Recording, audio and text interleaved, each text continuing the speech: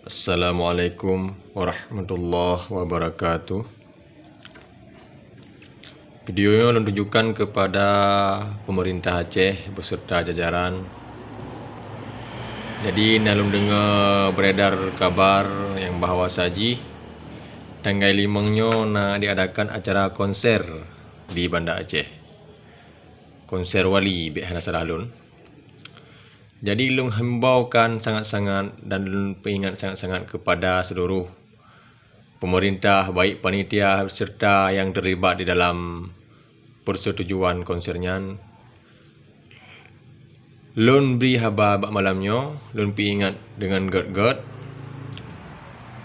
yang bahawa saji bek nale konser di Aceh, baik tanggal 5-nya atau tanggal 6, tanggal 7 sampai seterusnya, bek nale di Bumuk Acehnya masalah konser.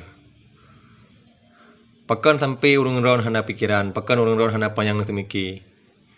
Dupno kanang ro Aceh, lehorong kali ikut banlih meninggai sirah ulama karismatik, sirah ulama yang tuha di Aceh, Abu Tumin. Pekan nanit, pekan dan pernah pikiran untuk nak pergi konser. Putra maksud urung-urung. Urung-urung ni cacah-cacah bangsa Aceh. Pun urung-urung ni cacah-cacah nang ro Aceh. Urung-urung urung naik kula, urung mempendidikan, pekan hana pikiran hana temiki. Namban. Jadi lung himbau sangat-sangat dan lung harap sangat-sangat yang bawa saji konser di Aceh tanggal 5, tanggal 6 sampai seterusnya bek nale.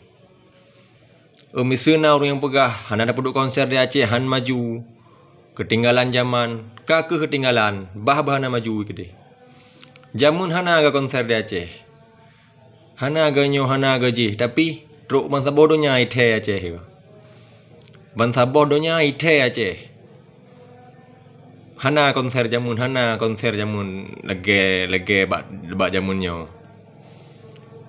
Pekan sampai na rumah pegah ketinggalan zaman, ka hana maju Aceh punya hana konser. Jadi sekian, terima kasih.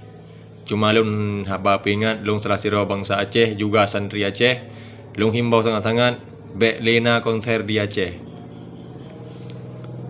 Sekian. Assalamualaikum.